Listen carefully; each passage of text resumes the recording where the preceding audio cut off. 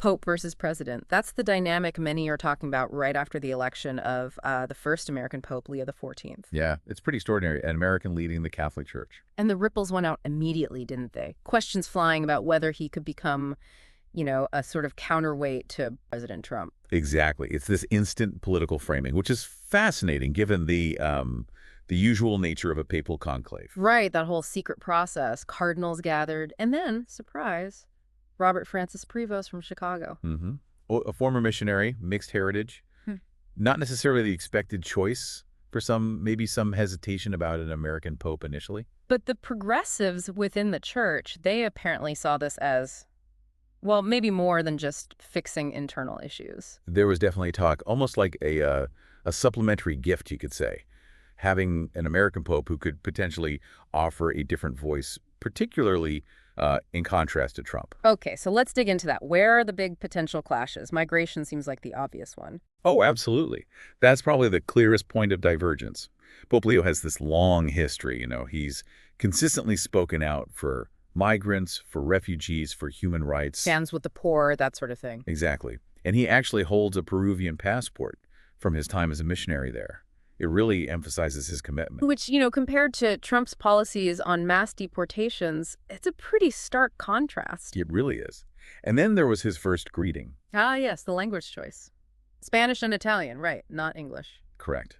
And some read that as a deliberate signal, a kind of global perspective, maybe pushing back against any sort of nationalism. Interesting. So beyond migration, what about general church policy? Well, the expectation is he'll likely continue Pope Francis's general direction, more tolerant, perhaps, giving more, say, to local churches worldwide. Which, again, you could see contrasting with a more, shall we say, isolationist political viewpoint. Potentially, yes. Yeah. It's about how the church sees itself in the world. Now, Trump hasn't exactly been quiet during all this papal transition stuff, has he? No, not really. We had that AI mock-up image of himself as pontiff. Right. What was that about? Hard to say definitively, but it suggests, wanting to stay central to the conversation, even in areas like this. And remember, he tried to overshadow Pope Francis's funeral with peace talks. Oh, yeah. And he even endorsed certain papal candidates he favored. Yeah. So there's a history of, let's say, intrusion.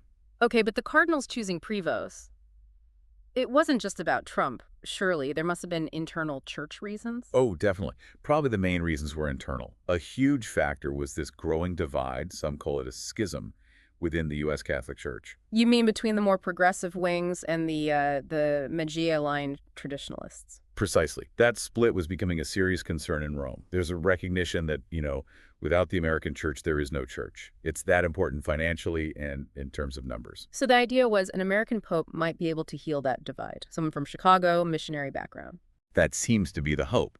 Someone who understands the American context, but isn't necessarily completely aligned with one faction. And we're seeing signs he might try to reconcile. Like moving into the apostolic palace, meeting with traditionalists like Cardinal Burke. Exactly. It's not necessarily about rolling back Francis's moves entirely, but perhaps reinterpreting them, finding common ground. It's a real balancing act. Got it. But that hasn't stopped some strong reactions from Trump allies. No, it hasn't. Laurel Loomer calling him a woke Marxist pope. Wow. Yeah. And Steve Bannon framing the election itself as, quote, an anti-Trump vote. So it immediately gets pulled into that political battlefield, regardless of the internal church logic. It seems unavoidable. Even Cardinal Hollerich, who was involved in the process, he said, look, they elected a disciple of Jesus, but... But his American citizenship has consequences. Exactly. You can't separate the two entirely in this situation. Which brings us to that bigger question. Should religious leaders even get involved? Should they speak out against politicians? Right. That's the perennial debate. Yeah. You have one side saying, yes, it's a moral duty to speak out against injustice wherever you see it. Politics isn't off limits for morality. Okay. Then the other side says, hold on, the main job is spiritual guidance and unity. Getting involved in politics just divides the flock, alienates people, and kind of drags religion into the mud. So, maintain neutrality to keep everyone together. That's the argument. But with Pope Leo XIV, just by being who he is an American with his known views on things like migration, he's already part of that conversation, whether he explicitly seeks confrontation or not. His very existence in that role creates a contrast. Precisely. It throws that whole intersection of religion, nationality, and politics into really sharp focus. Global implications, too. So we end up here, an American pope. Views that seem opposed to U.S. president on key issues. His election driven by internal church needs, yes, but the potential political fallout is undeniable. It's a really complex, fascinating moment for the church, for U.S. politics, maybe even globally. Absolutely. And it leaves us with something for you, the listener, to think about. What does it really mean when a major global religious leader who happens to be from a superpower seems positioned, intentionally or not, as a challenge for a political leader? Consider the implications not just for Catholics, but for how faith and political power interact everywhere in our time.